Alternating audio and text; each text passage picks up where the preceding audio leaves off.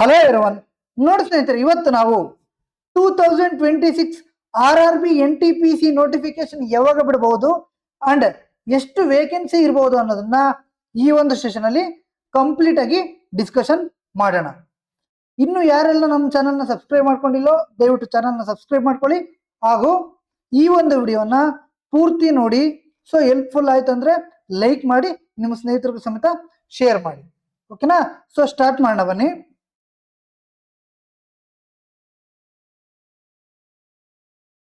ನಾವು ನೋಡ್ಬೋದು 2026 ಅಲ್ಲಿ ಸೊ ಈ ತರ ಕ್ಯಾಲೆಂಡರ್ ಇದೆ. ಇದು ಒರಿಜಿನಲ್ ಕ್ಯಾಲೆಂಡರ್, ಓಕೆನಾ? ಸೊ ಇದು ಕರೆಕ್ಟ್ ಆಗಿ ಲೇಟ್ ಆಗಿ ಇರೋದ್ರಿಂದ ಸೊ ನಾವು ಈ ತರ ಕನ್ವರ್ಟ್ ಮಾಡಿದ್ವಿ. ಕ್ಲಿಯರ್? ಸೊ ನೋಡಿ, ಅಸಿಸ್ಟೆಂಟ್ ಲೋಕೋ ಪೈಲಟ್ ಸೊ ಯಾವಾಗ ಬಿಡಬೇಕಿತ್ತು? ಫೆಬ್ರವರಿಲಿ ಬಿಡಬೇಕಿತ್ತು ಅಲ್ವಾ? ಸೊ ಯಾವಾಗ ಬಿಟ್ರು? ಮಾರ್ಚ್ ಎಂಡಿಂಗ್ ಅಲ್ಲಿ ಬಿಟ್ರು. ಸೊ 1 ಮಂತ್ ಡಿಲೇ ಆಯಿತು. ಅದೇ ತರ ಟೆಕ್ನಿಷಿಯನ್ ಗ್ರೇಡ್ 1 ಮತ್ತು ಟೆಕ್ನಿಷಿಯನ್ ಗ್ರೇಡ್ 3 ಅದನ್ನು ಸಮೇತ ಯಾವಾಗ ಬಿಡಬೇಕಿತ್ತು? ಮಾರ್ಚ್ ಅಲ್ಲೇ ಬಿಡಬೇಕಿತ್ತು. ಸೊ ಯಾವಾಗ ಬಿಟ್ರು? ಮೇ ಅಲ್ಲಿ ಬಿಟ್ರು. ಕ್ಲಿಯರ್? ಸೊ ಅದೇ ತರ ಸೆಕ್ಷನಲ್ ಕಂಟ್ರೋಲರ್ ಸಮೇತ ಅಷ್ಟೇ 119 ಪೋಸ್ಟ್ ಬಿಟ್ರು. ಅದು ಯಾವಾಗ ಬಿಟ್ರು? ಮೇ ಅಲ್ಲಿ ಬಿಟ್ರು. ಕ್ಲಿಯರ್? ಅದೇ ತರ JE ಜೂನಿಯರ್ ಇಂಜಿನಿಯರ್ ಏನಿದೆ ಆರ್ DMS ಏನಿದೆ ಆ ಪೋಸ್ಟ್ ಸಮೇತ ಯಾವಾಗ ಬಿಟ್ರು? ಆಗಸ್ಟ್ 14ಗೆ ಬಿಟ್ರು. ಕ್ಲಿಯರ್? ಅಂದ್ರೆ ಇಲ್ಲಿ ಏನಾಗ್ತಾ ಇದೆ ಅಂದ್ರೆ, ಸೊ ನೋಡಿ, ಜುಲೈ ಅಲ್ಲಿ ಬಿಡ್ಬೇಕಾಗಿರೋದು ಆಗಸ್ಟ್ ಅಲ್ಲಿ ಬಿಟ್ರು. ಸೊ ಏಪ್ರಿಲ್ ಅಲ್ಲಿ ಬಿಡ್ಬೇಕಾಗಿರೋದು ಮೇ ಅಲ್ಲಿ ಬಿಟ್ರು. ಮಾರ್ಚ್ ಅಲ್ಲಿ ಬಿಡ್ಬೇಕಾಗಿರೋದು ಸೊ ಏಪ್ರಿಲ್ ಅಲ್ಲಿ ಬಿಟ್ರು. ಸೊ ಎವ್ರಿ ವೇಕೆನ್ಸೀಸ್ಗೆ ಏನ್ ಮಾಡ್ತಿದ್ದಾರೆ ಅಂದ್ರೆ ಒನ್ ಮಂತ್ ಲೇಟ್ ಆಗಿ ಬಿಡ್ತಾ ಇದ್ದಾರೆ. ಕ್ಲಿಯರ್? ಏನ್ ಮಾಡ್ತಿದ್ದಾರೆ? 1 ಮಂತ್ ಲೇಟ್ ಆಗಿ ಬಿಡ್ತಾ ಇದ್ದಾರೆ. ಸೊ 1 ಮಂತ್ ಕೆಳಗಡೆ ಅವ್ರು ಏನ್ ಮಾಡ್ತಿದ್ದಾರೆ? ಫಸ್ಟ್ ಶಾರ್ಟ್ ನೋಟಿಸ್ ಅನ್ನು ಕೊಡ್ತಿದ್ದಾರೆ. ಕರೆಕ್ಟ್ ಟೈಮ್ಗೆ ಶಾರ್ಟ್ ನೋಟಿಸ್ ಅನ್ನು ಕೊಟ್ಬಿಟ್ಟು 1 ಮಂತ್ ನೋಟಿಫಿಕೇಶನ್ ಅನ್ನ ಡಿಲೇ ಮಾಡ್ತಾ ಇದ್ದಾರೆ. ಕ್ಲಿಯರ್? ಸೊ ಹಾಗಾದ್ರೆ ನೆಕ್ಸ್ಟ್ ನೋಡಿ, ಪ್ಯಾರಾಮೆಡಿಕಲ್ ಕ್ಯಾಟಗರೀಸ್ ಅದನ್ನು ಸಮೇತ ಶಾರ್ಟ್ ನೋಟಿಸ್ ಬಂದಿದೆ ಅಲ್ವಾ? ಸೊ ನೆಕ್ಸ್ಟ್ ನಮ್ಗೆ ಏನ್ ಬರಬೇಕಿತ್ತು? NTPC ಲೆವೆಲ್ 4, 5, 6 ಅಂದ್ರೆ ಗ್ರಾಜುಯೇಟ್ ಲೆವೆಲ್ ಮತ್ತು NTPC under graduate level notification ಬರಬೇಕು. ಸೊ ಯಾವಾಗ ಬರುತ್ತೆ ಅಲ್ವಾ? ಅವ್ರು ಕೊಟ್ಟಿರುವಂತ ಪ್ರಕಾರ ಜುಲೈ ಟು ಸೆಪ್ಟೆಂಬರ್ ಒಳಗಡೆ ಬರಬೇಕು ಅಲ್ವಾ? ಸೊ ಇಲ್ಲಿ ಏನ್ ಕೊಟ್ಟಿದ್ದಾರೆ? Proposal for draft CN August 2026 ಅಂತ ಕೊಟ್ಟಿದ್ದಾರೆ. ಸೊ ಇಲ್ಲಿ ನಾವು ಒಂದು ಗಮನಿಸಿದ್ರೆ ಪ್ರತಿ ಒಂದು ನೋಟಿಫಿಕೇಶನ್ ಏನ್ ಮಾಡ್ತಾ ಇದ್ದಾರೆ? ಒಂದ್ ತಿಂಗಳು ಏನ್ ಮಾಡ್ತಿದ್ದಾರೆ? ಲೇಟ್ ಆಗಿ ಬಿಡ್ತಾ ಇದ್ದಾರೆ. ಸೊ ಅದೇ ತರ ಸೊ NTPC ಯಾವಾಗ ಬಿಡಬಹುದು ಅಂದ್ರೆ ಈ ಮಂತ್ ಅಲ್ಲಿ ಏನ್ ಹೇಳಿ, ಈ ಮಂತ್ ಎಂಡ್ಗೆ ನಮ್ಗೆ ಒಂದು ಶಾರ್ಟ್ ನೋಟಿಸ್ ಬಂದೇ ಬರುತ್ತೆ. ಸೊ ಈ ಮಂತ್ ಎಂಡ್ ಬಂದಿಲ್ಲ ಅಂದ್ರೆ ಸೊ ಸೆಪ್ಟೆಂಬರ್ ಫಸ್ಟ್ ವೀಕ್ ಒಳಗಡೆ ನಮ್ಗೆ ಶಾರ್ಟ್ ನೋಟಿಸ್ ಬರುತ್ತೆ. ಸರ್ ಏನು ಈ ಶಾರ್ಟ್ ನೋಟಿಸ್ ಅಂದ್ರೆ ವೇಕೆನ್ಸೀಸ್ ಎಷ್ಟಿದೆ ಹೇಳಿ, ವೇಕೆನ್ಸೀಸ್ ಎಷ್ಟಿದೆ ಅಂಡ್ ಯಾವ ಡೇಟ್ ಇಂದ ಯಾವ ಡೇಟ್ಗೆ ನೀವು ಅಪ್ಲಿಕೇಶನ್ ಆಗಬಹುದು ಅಂತ ನಿಮ್ಗೆ ಒಂದು ಶಾರ್ಟ್ ನೋಟಿಸ್ ಆಗಿ ಬಿಡ್ತಾರೆ. ಓಕೆನಾ? ಅದು ಯಾವಾಗ ಬರ್ಬೋದು ಅಂದ್ರೆ ಸೊ 99% ಚಾನ್ಸ್ ಇದೆ ಈ ಮಂತ್ ಎಂಡ್ ಅಲ್ಲಿ. ಮಿಸ್ ಆದ್ರೆ ಸೆಪ್ಟೆಂಬರ್ ಫಸ್ಟ್ ವೀಕ್ ಒಳಗಡೆ ಬರುತ್ತೆ. ಕ್ಲಿಯರ್? ಸೊ ಈಗ ಪ್ರೊಸೆಸ್ ತುಂಬಾ ಫಾಸ್ಟ್ ಆಗಿ ನಡೆಸ್ತಿದ್ದಾರೆ ರೈಲ್ವೇಸ್ ಅವರು. ಸೊ ನೋಡಿ, ಪ್ರತಿ ಒಂದು ಎಕ್ಸಾಮ್ ಹೇಳಿರುವಂತಹ ಡೇಟ್ಗೆನೆ ಮಾಡ್ತಾ ಇದ್ದಾರೆ. So 15 days or 1 month late ಆದ್ರೂ ಸಮೇತ ಅವ್ರು ಹೇಳಿರುವಂತಹ ಒಂದು ಕ್ಯಾಲೆಂಡರ್ ನ ಏನ್ ಹೇಳಿದ್ರು ಅದ್ರ ಪ್ರಕಾರನೇ ಅವ್ರ ಎಕ್ಸಾಮ್ಸ್ ಅನ್ನ ನಡೆಸ್ತಾ ಇದ್ದಾರೆ. ಸೊ ಹಾಗಾದ್ರೆ ನಾವು ಯಾವಾಗ ಎಕ್ಸ್ಪೆಕ್ಟ್ ಮಾಡಬಹುದು? ಆಗಸ್ಟ್ ಎಂಡ್ ಒಳಗಡೆ ನಾವು ಶಾರ್ಟ್ ನೋಟಿಸ್ ಅನ್ನ ಎಕ್ಸ್ಪೆಕ್ಟ್ ಮಾಡಬಹುದು. ಓಕೆನಾ? ಸೊ ವೇಕೆನ್ಸೀಸ್ ಎಷ್ಟು ಇರಬಹುದು ಅಂದ್ರೆ ಒಂದು ಅಂದಾಜು ಅಲ್ವಾ? ಸೊ ಇಂಟರ್ನಲ್ ಸೋರ್ಸಸ್ ಇಂದ ಬಂದಿರುವಂತ ಒಂದು ಮಾಹಿತಿ ಏನು ಅಂದ್ರೆ ಈ ಸಲ ಜಾಸ್ತಿ ಎಕ್ಸ್ಪೆಕ್ಟ್ ಮಾಡಕ್ ಹೋಗ್ಬೇಡಿ. ಸೊ ಅರೌಂಡ್ 6500 to 7500 ಆರ್ 8000 ಒಳಗಡೆ ಇರುತ್ತೆ ಅಂತ ಹೇಳಿದ್ದಾರೆ. ಓಕೆನಾ? ಸೊ ಏನ್ ಹೇಳಿ, ವೇಕೆನ್ಸೀಸ್ ಎಷ್ಟು? 6500 ಇಂದ 7500 ಆರ್ 8000 ಒಳಗಡೆ, ಇವೇನು ಎರಡು ಸೇರಿಸಿ. ಓಕೆನಾ? ಬಟ್ ನೋಡಿ, ನಾನು ನಿಮ್ಗೆ ಹೇಳ್ತಿದ್ದೀನಿ, ವೇಕೆನ್ಸಿ ಎಷ್ಟೇ ಕಡಿಮೆ ಇರಲಿ, ಎಷ್ಟೇ ಜಾಸ್ತಿ ಇರಲಿ, ಸೊ ಬೆಂಗಳೂರು ಝೋನಲ್ಲಿ ಕಟ್ ಆಫ್ ಕಮ್ಮಿ ಇರುತ್ತೆ. ಏನ್ ಹೇಳಿ, ಬೆಂಗಳೂರು ಝೋನಲ್ಲಿ ಕಟ್ ಆಫ್ ಕಮ್ಮಿ ಇರುತ್ತೆ. ಒಳ್ಳೆ ಅವಕಾಶ. ಈ ಟೈಮ್ ಏನಿದೆ ಮಿನಿಮಮ್ ಅಂದ್ರೂ ಸಮೇತ 5 to 6 months ನಮ್ಗೆ ಸಿಗುತ್ತೆ. ಓಕೆನಾ? ಸೊ ನೋಡಿ, ಈಗ ALP ಬಿಟ್ರು ಮಾರ್ಚ್ ಅಲ್ಲಿ, ಎಕ್ಸಾಮ್ ಯಾವಾಗ ನಡೆಯುತ್ತೆ ರೀ? ಓಕೆನಾ? ಅಕ್ಟೋಬರ್ ಅಲ್ಲೂ ನವೆಂಬರ್ ನಡೆಯುತ್ತೆ. ಅಂದ್ರೆ ಮಿನಿಮಮ್ 6 to 7 ಮಂತ್ಸ್ ಸಿಗುತ್ತೆ. So NTPC exam graduate level ತಗೊಳ್ಳಿ, ಅಂಡರ್ ಗ್ರಾಜುಯೇಟ್ ತಗೊಳ್ಳಿ, ಸೊ ಫಸ್ಟ್ ಅಟೆಂಪ್ಟ್ ಅಲ್ಲೇ ನಾವು ಕ್ಲಿಯರ್ ಮಾಡಬಹುದು. ನಾನು ಕ್ಲಿಯರ್ ಮಾಡಿದ್ದೀನಿ ಅಲ್ವಾ. ಸೊ ಅದೇ ತರ 2025 ಎಕ್ಸಾಮ್ಸ್ ಅಲ್ಲಿ ತುಂಬಾ ಜನ ಆಸ್ಪಿರೆಂಟ್ಸ್ ಸಮೇತ 29+ ಸ್ಟೂಡೆಂಟ್ಸು ಗ್ರಾಜುಯೇಟ್ ಲೆವೆಲ್ ಅಲ್ಲಿ ಟೈರ್ 1 ಕ್ಲಿಯರ್ ಮಾಡಿದ್ರೆ ನಮ್ಮ ಸ್ಟೂಡೆಂಟ್ಸ್. ಕ್ಲಿಯರ್? ಈಗ ಬಾರಿ ನಿಮ್ಮದು. ಯಾರೆಲ್ಲ ಈ ಒಂದು ವಿಡಿಯೋ ನೋಡ್ತಿದ್ರೋ ನಿಮ್ದೇ ಈ ಸಲ ಚಾನ್ಸ್.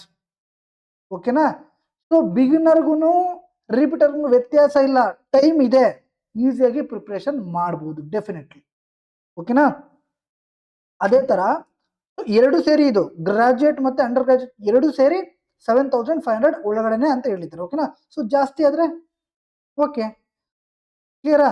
ಬಟ್ ನೋಡಿ, ಎಷ್ಟೇ ವೇಕೆನ್ಸಿ ಇದ್ರೂ ಸಮೇತ ಬೆಂಗಳೂರಲ್ಲಿ ಕಟ್ ಆಫ್ ಕಮ್ಮಿ ಇರುತ್ತೆ, ಚಾನ್ಸ್ ಒಳ್ಳೆ ಚಾನ್ಸ್, ಮಿಸ್ ಮಾಡ್ಕೊಳಕ್ ಹೋಗ್ಬೇಡಿ. ಕ್ಲಿಯರ್? ಸೊ ನಾನು ಹೇಳ್ಬೋದು 10,000 ಬರುತ್ತೆ, 11,000 ಬರುತ್ತೆ ಅಂತ, ಇಲ್ಲ. ಸೊ ಬಂದ್ರೆ ನಮ್ಗೆ ಅಲ್ವಾ ಒಳ್ಳೇದು, ಬಂದಿಲ್ಲ ಅಂದ್ರೂ ಒಳ್ಳೇದೇ.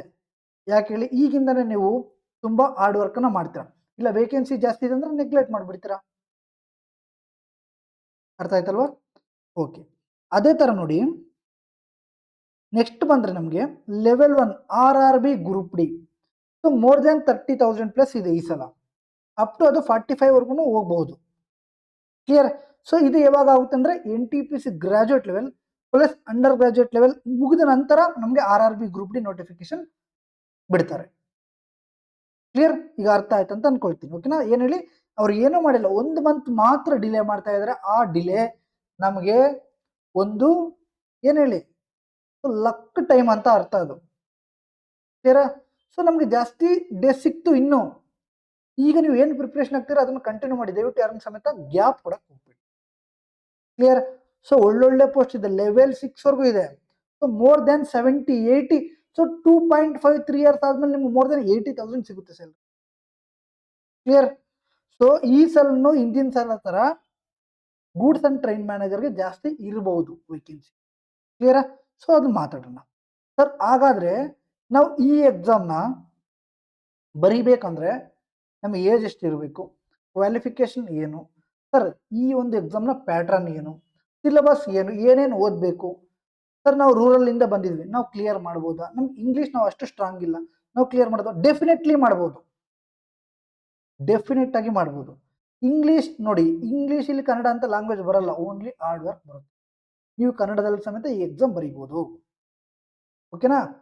ಸೊ ನೋಡಿ, ಯಾರೆಲ್ಲ ಅಪ್ಲೈ ಮಾಡ್ಬೋದು ಅಂದ್ರೆ, ಸೊ ಫಸ್ಟ್ ನಿಮ್ಗೆ ಹೇಳ್ತೀನಿ. ಫಸ್ಟ್ ಬಂದ್ಬಿಟ್ಟು ಗ್ರಾಜುಯೇಟ್ ಲೆವೆಲ್. ಓಕೆನಾ? Graduate level. So graduate level post ಬಂದ್ಬಿಟ್ಟು ಲೆವೆಲ್ 5 ಮತ್ತೆ ಲೆವೆಲ್ 6 ಒಳ್ಳೆ ಸ್ಯಾಲ್ರಿ ಇರುತ್ತೆ. ಕ್ಲಿಯರ್? ಸೊ ಇವ್ರು ಯಾರೆಲ್ಲ ಅಪ್ಲಿಕೇಶನ್ ಆಗ್ಬೋದು, ಎನಿ ಡಿಗ್ರಿ ಆಗಿರುತ್ತಲ್ವಾ ಅವರು ಅಪ್ಲಿಕೇಶನ್ ಆಗ್ಬೋದು.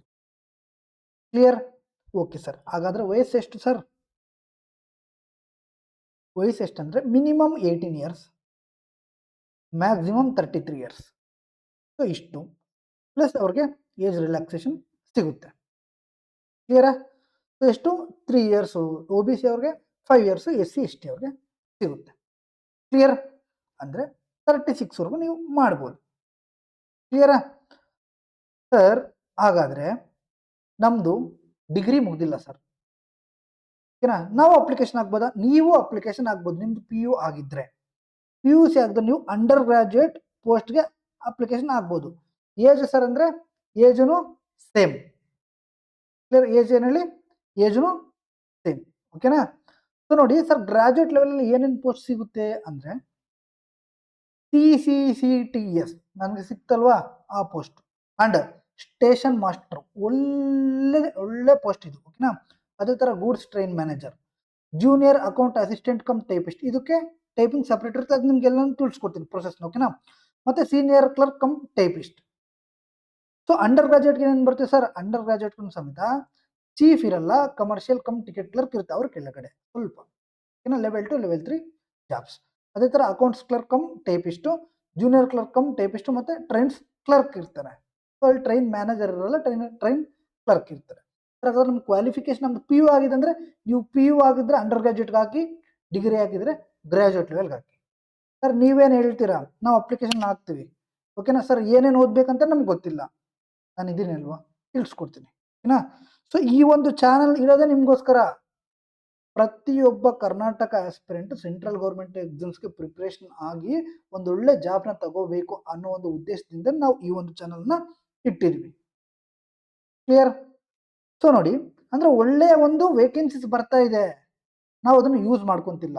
ಸೊ ಯಾರಿಗೋ ಬಿಟ್ಬಿಡ್ತೀವಿ ನೋಡಿ. ಈಗ ನಾನು ನಿಮ್ಗೆ ಒಂದು ಟ್ರೂ ಫ್ಯಾಕ್ಟ್ ಹೇಳ್ತೀನಿ. ಬೆಂಗಳೂರು ಝೋನಲ್ಲಿ 65% ಕರ್ನಾಟಕದವರೇ ಇಲ್ಲ, ಬೇರೆ ಔಟ್ ಆಫ್ ಏನು ಫಾರ್ ಎಕ್ಸಾಂಪಲ್ ಜಾರ್ಖಂಡ್ ಅವರಾಗಿರಲಿ, ಬಿಹಾರ್ ಅವರಾಗಿರಲಿ, ಉತ್ತರ ಪ್ರದೇಶ ಅವರೇ ಇದ್ದಾರೆ. ಅವರೇ ಬಂದು ಇಲ್ಲಿ ಎಕ್ಸಾಮ್ ಕ್ಲಿಯರ್ ಮಾಡೋಗ್ತಾರೆ. ಓಕೆನಾ? ಕಟ್ ಆಫ್ ಕಮ್ಮಿ ಇರುತ್ತೆ. ದಯವಿಟ್ಟು ಎಲ್ಲರನ್ನು ಸಮೇತ ಅಪ್ಲಿಕೇಶನ್ ಹಾಕಿ ಈಗಲಿಂದನೇ ಪ್ರಿಪ್ರೇಷನ್ನ ಸ್ಟಾರ್ಟ್ ಮಾಡಬೇಕು. ಓಕೆನಾ? ಸರ್ ಏನೇನು ಓದಬೇಕು? ಸುಮ್ಮನೆ ನೀವು ಹೇಳ್ತಿದ್ದೀರಾ ಅಲ್ವಾ? ಹೇಳ್ತೀನಿ ನೋಡಿ. ಸೊ 3 ಸಬ್ಜೆಕ್ಟ್ ಏನಪ್ಪ?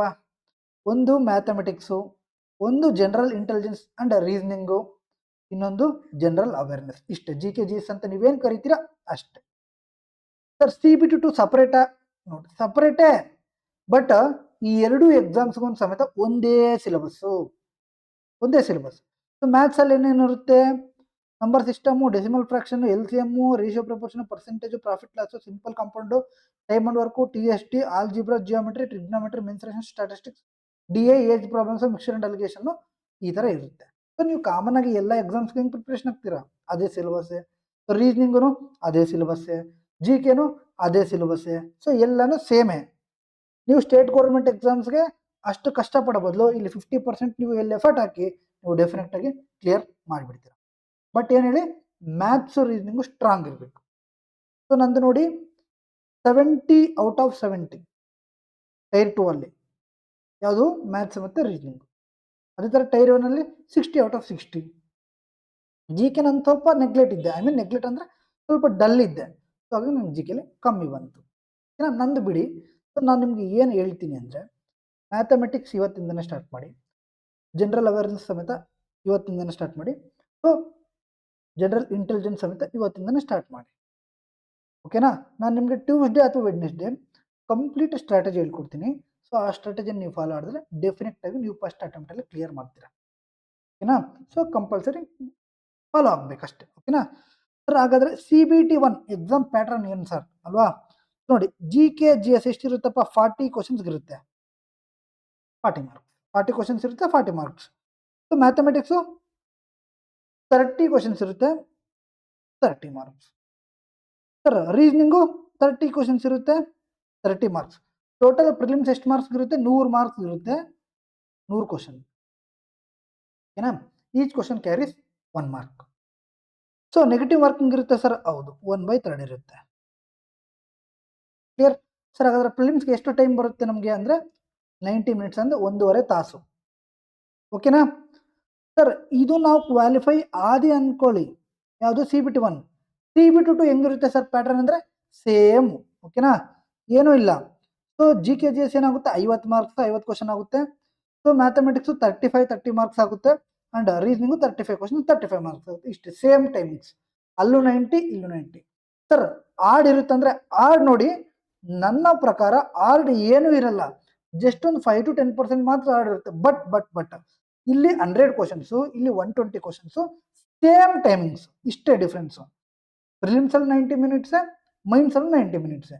ಡಿಫ್ರೆನ್ಸ್ ಏನು ಹೇಳಿ? ಪ್ರಿಲಿಮ್ಸಲ್ಲಿ ನಾವು CBT 1 100 ಕ್ವಶನ್ಸನ್ನು ಅಟೆಂಡ್ ಮಾಡ್ತೀವಿ, ಇಲ್ಲಿ 120. ಕ್ಲಿಯರಾ ಸರ್? ಹಾಗಾದರೆ ನಾವು CBT 2 ಎಕ್ಸಾಮು ಬರಿತೀವಿ ಅಂದ್ಕೊಳ್ಳಿ, ಮಾರ್ಕ್ಸ್ ಎಷ್ಟು ಕೌಂಟ್ ಮಾಡ್ತಾರೆ ಅಂದರೆ 100%ಗೆ ಕೌಂಟ್ ಮಾಡ್ತಾರೆ. Clear sir? ಒಂದು ವೇಳೆ ನಾವು CBT 2 ಕ್ಲಿಯರ್ ಮಾಡಿದ್ದೀವಿ ಅಂದ್ಕೊಳ್ಳಿ, ನೆಕ್ಸ್ಟ್ ಪ್ರೋಸೆಸ್ ಏನು ಸರ್ ಅಲ್ವಾ? ಸೊ ನೆಕ್ಸ್ಟ್ ನೋಡಿ, ನೀವು ಒಂದು ವೇಳೆ ಯಾವೊಂದು ಪ್ರಿಫರೆನ್ಸ್ ಕೊಟ್ಟಿದ್ರೆ, ಫಾರ್ ಎಕ್ಸಾಂಪಲ್ ಟೈಪಿಸ್ಟ್ ಕೊಟ್ಟಿದ್ರೆ, ನೀವು ಟೈಪಿಂಗ್ ಟೆಸ್ಟ್ನ ಕ್ಲಿಯರ್ ಮಾಡಬೇಕಾಗುತ್ತೆ. ಒಂದು ವೇಳೆ ಸ್ಟೇಷನ್ ಮಾಸ್ಟರ್ ಕೊಟ್ಟಿದ್ರೆ ಸೈಕೋ ಟೆಸ್ಟ್ನ ಕ್ಲಿಯರ್ ಮಾಡಬೇಕಾಗುತ್ತೆ. ಸರ್ ನಾವು ಇವ್ಯಾವು ಕ್ಲಿಯರ್ ಮಾಡಿಲ್ಲ ಅಂದರೆ ಇವು ನೋಡಿ, ಫಾರ್ ಎಕ್ಸಾಂಪಲ್ ನಾನು ನಿಮ್ಗೆ ತಿಳಿಸ್ಕೊಡ್ತೀನಿ ನೋಡಿ. ಹಾಂ, ಈ ಪೋಸ್ಟ್ ಏನಿದೆ typing skill test. Okay, junior clerk come typist, accounts clerk come typist, senior clerk come typist, junior account assistant come typist. ಇದಕ್ಕೆ ಟೈಪಿಸ್ಟು ಟೈಪಿಂಗ್ ನಾವು ಪಾಸ್ ಮಾಡಲೇಬೇಕು. ಒಂದು ವೇಳೆ ಪಾಸ್ ಮಾಡಿಲ್ಲ ಅಂದರೆ, ಪಾಸ್ ಮಾಡಿಲ್ಲ ಅಂದ್ರೂ ಸಮೇತ ನಿಮಗೆ ಇಲ್ಲಿ ನೋಡಿ. ಸೊ ಓಕೆನಾ, CCCTS ಅಂತ ಒಂದು ಪೋಸ್ಟ್ ಇದೆಯಲ್ವಾ, ಇದಕ್ಕೆ ಯಾವುದು ಟೈಪಿಂಗ್ ಇಲ್ಲ, ಯಾವುದು ಸೈಕೋ ಟೆಸ್ಟ್. ಅದೇ ತರ ಗೂಡ್ಸ್ ಟ್ರೈನ್ ಮ್ಯಾನೇಜರ್ಗೂ ಯಾವುದು ಟೈಪಿಂಗ್ ಟೆಸ್ಟ್ ಇಲ್ಲ, ಯಾವುದು ಸೈಕೋ ಟೆಸ್ಟ್ ಇಲ್ಲ. ಓಕೆನಾ, ಅರ್ಥ ಆಯ್ತಾ? 2 ಪೋಸ್ಟ್ಗೆ ಏನೂ ಇಲ್ಲ, ಇನ್ನು 3 ಪೋಸ್ಟ್ಗೆ ಐತೆ. ಓಕೆನಾ ಸರ್, ನಾನು ಸ್ಟೇಷನ್ ಮಾಸ್ಟರ್ ಆಗಬೇಕು, ನಂಗೆ ಸ್ಯಾಲ್ರಿ ಜಾಸ್ತಿ ಬರುತ್ತೆ ಲೆವೆಲ್ 6 ಅಂತಂದ್ರೆ, ಸೊ ನೀವು ಮತ್ತೆ ಸೈಕೋ ಟೆಸ್ಟ್ನ ಕ್ಲಿಯರ್ ಮಾಡಬೇಕಾಗುತ್ತೆ. ಸೈಕೋ ಟೆಸ್ಟ್ ಅಂದರೆ CBAT ಅಂತ ಒಂದು ಬರುತ್ತೆ, ಕಂಪ್ಯೂಟರ್ ಬೇಸ್ಡ್ ಆಪ್ಟಿಟ್ಯೂಡ್ ಟೆಸ್ಟ್ ಅಂತ. ಅದನ್ನ ನಾವು ಕ್ಲಿಯರ್ ಮಾಡಿದ್ರೆ ಮಾತ್ರ ಸ್ಟೇಷನ್ ಮಾಸ್ಟರ್ಗೆ ಸೆಲೆಕ್ಟ್ ಆಗ್ತೀವಿ, ಇಲ್ಲಾಂದ್ರೆ ಇಲ್ಲ. ಓಕೆನಾ ಸರ್, ಹಂಗಾದ್ರೆ ಟೈಪಿಂಗ್ ಇರುತ್ತೆ. ಸೊ ಟೈಪಿಂಗ್ ನೀವೇನು ಗೊತ್ತಾ, ಟೈಪಿಂಗ್ ನೀವು ಭಯ ಬೀಳ್ತೀರ. ಟೈಪಿಂಗ್ ತಲೆ ಕೆಡಿಸ್ಕೊಳ್ಳೋ ಅವಶ್ಯಕತೆನೇ ಇಲ್ಲ, ಸುಮ್ಮನೆ ನೀವು ಹೊಡೆದ್ರೂ ಸಮೇತ ಆಗೋಗುತ್ತೆ. ಸೊ CBT ಆದ್ಮೇಲೆ ತುಂಬ ಟೈಮ್ ಇರುತ್ತೆ, ಅವಾಗ ಕ್ಲಿಯರ್ ಮಾಡಿದ್ರು ಸಮೇತ ಆಗೋಗುತ್ತೆ, ಅವಾಗ ಪ್ರಾಕ್ಟೀಸ್ ಮಾಡಿದ್ರೂ ಆಗೋಗುತ್ತೆ. ಓಕೆನಾ, ಸೊ ಟೈಪಿಂಗ್ದು ಇದು ಏನು ಸೈಕೋ ಟೆಸ್ಟ್ದು ಬಿಟ್ಬಿಡಿ. ಅದಾದಮೇಲೆ ಪ್ರೊಸೆಸ್ ಏನು ಹೇಳಿ, ಫಸ್ಟ್ CBT 1 ಕ್ಲಿಯರ್ ಆದಮೇಲೆ CBT 2, ಅದಾದಮೇಲೆ ಸ್ಕಿಲ್ಲು ಸೈಕೋ ಇದ್ರೆ, ಇಲ್ಲಾಂದ್ರೆ ಡೈರೆಕ್ಟ್ ನೀವು goods train manager or CCCTS ಬೇಕಂದ್ರೆ ಜಾಸ್ತಿ ಮಾರ್ಕ್ಸ್ ತೆಗೆದ್ರೆ ಕನ್ಫರ್ಮ್. ನೆಕ್ಸ್ಟ್ ನೋಡಿ, ಡಾಕ್ಯುಮೆಂಟ್ ವೆರಿಫಿಕೇಶನ್ ಇರುತ್ತೆ, ಮೆಡಿಕಲ್ ಇರುತ್ತೆ, ಅದಾದಮೇಲೆ ನಿಮಗೆ ಫೈನಲ್ ಸೆಲೆಕ್ಷನ್ ಬಂದ್ಬಿಡುತ್ತೆ. ಇಷ್ಟೇ ಸಿಂಪಲ್, 3 ಸಬ್ಜೆಕ್ಟು 6 ತಿಂಗಳು ಹೆಂಗೆ ಯೂಸ್ ಮಾಡ್ಕೊಳ್ತೀರೋ ನೋಡಿ. ಇಷ್ಟು ಹೇಳಿ, ನಾನು ಏನು ಹೇಳಿ, 3 ಸಬ್ಜೆಕ್ಟು ಓಕೆನಾ, 6 ತಿಂಗಳ ಟೈಮು ಹೆಂಗೆ ಬೇಕಾದ್ರೂ ಹಂಗೆ ಯೂಸ್ ಮಾಡ್ಕೊಳ್ಳಿ.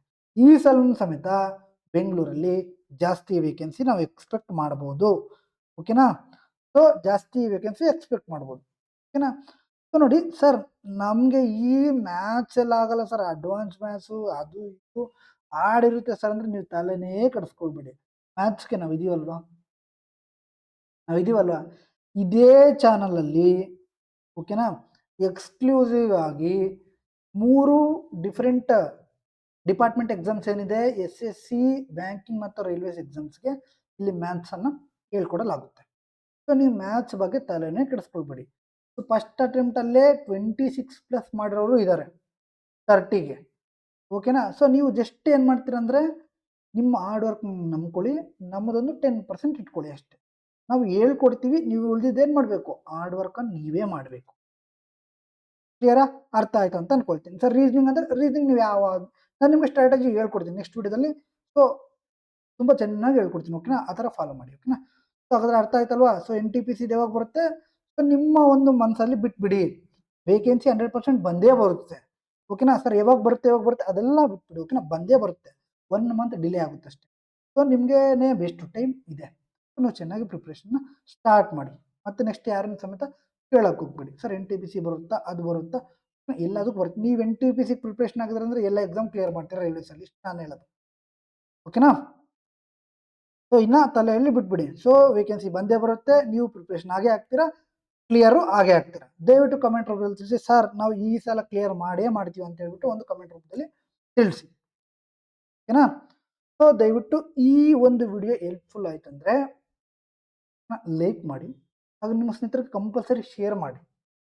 ಓಕೆನಾ, ನಮ್ಮ ಪ್ರಯತ್ನ ಏನು ಹೇಳಿ, ನಮ್ಮ ಎಲ್ಲ ಕರ್ನಾಟಕ ಆಸ್ಪಿರೆಂಟ್ಸ್ ಸೆಂಟ್ರಲ್ ಗೌರ್ಮೆಂಟ್ ಎಕ್ಸಾಮ್ಗೆ ಒಂದು ಒಳ್ಳೆ ಜಾಬ್ ತಗೋಬೇಕು, ಒಂದು ಮೂಲೆಯಲ್ಲಿ ನಮ್ಮವ್ರು ಇರಬೇಕು. ಸೊ ನಾವು ಯಾಕೆ ಬೇರೆಯವ್ರಿಗೆ ವೇಕೆನ್ಸಿ ಕೊಡಬೇಕು, ಬೆಂಗಳೂರು ಝೋನಲ್ಲಿ ಬೇರೆಯವ್ರು ಇದ್ದಾರೆ, ಯಾಕೆ ಕೊಡ್ಬೇಕು ನಾವು ಹೇಳಿ, ಕರೆಕ್ಟ್ ಅಲ್ವಾ? ಸೊ ಡಿಫ್ರೆನ್ಸ್ ಇಷ್ಟೇ, ಏನು ಹೇಳಿ, ಅವರು ಜಾಸ್ತಿ ಅಲ್ಲ, ನಾವು ಕಮ್ಮಿ ಅಲ್ಲ, ಎಲ್ಲರೂ ಈಕ್ವಲ್ಲೇ. ನಾವು ಸೆಂಟ್ರಲ್ ಗೌರ್ಮೆಂಟ್ ಎಕ್ಸಾಮ್ಸ್ಗೆ ತಲೆ ಕೊಡ್ತಾ ಇಲ್ಲ, ಅಂದರೆ ಪ್ರಿಪ್ರೇಷನ್ ಮಾಡೋಕ್ಕೆ ಏನು ಮಾಡ್ತಾ ಇಲ್ಲ, ಆ ಕಡೆನೇ ಗಮನನೇ ಕೊಡ್ತಾ ಇಲ್ಲ, ಕೊಡಬೇಕು. ಓಕೆನಾ, ಸೊ ನಾವು ಚೇಂಜ್ ಮಾಡೋಣ, ಡೆಫಿನೆಟ್ಲಿ ಆಗುತ್ತೆ. ಮುಂಬರುವಂಥ ದಿನಗಳಲ್ಲಿ ಎಲ್ಲರೂ ಸಮೇತ ಸೆಂಟ್ರಲ್ ಗೌರ್ಮೆಂಟ್ ಎಕ್ಸಾಮ್ಗೆ ಪ್ರಿಪ್ರೇಷನ್ ಆಗ್ತಿದ್ದೀರಾ. ಸೊ NTPC ಅಂದರೆ ಈಸಿ ಎಕ್ಸಾಮ್ ಆಗುತ್ತೆ, SSCಗಳು SSC CGL ಆಗಲಿ CHSL ಆಗಲಿ ಎಲ್ಲ ಎಕ್ಸಾಮ್ಸನ್ನು ಈಸಿಯಾಗಿ ಕ್ಲಿಯರ್ ಮಾಡ್ತೀರಾ, ಬ್ಯಾಂಕಿಂಗ್ ಎಲ್ಲ ಎಕ್ಸಾಮ್ಸನ್ನು ಸಮೇತ ಕ್ಲಿಯರ್ ಮಾಡ್ತೀರಾ ಡೆಫಿನೆಟಾಗಿ. ಓಕೆನಾ, ಸೊ ಇಷ್ಟು ಈ ಒಂದು ವಿಡಿಯೋದಲ್ಲಿ. ನೆಕ್ಸ್ಟು NTPC ಸ್ಟ್ರಾಟಜಿನ ವಿಡಿಯೋ ಮಾಡ್ತೀನಿ, ಅದನ್ನು ಸಮೇತ ಡೆಫಿನೆಟಾಗಿ ನೋಡಿ. ಓಕೆನಾ, ಸೊ ಮತ್ತೆ ಸಿಗೋಣ, ಅಲ್ಲಿವರೆಗೂ ಜೈ ಹಿಂದ್.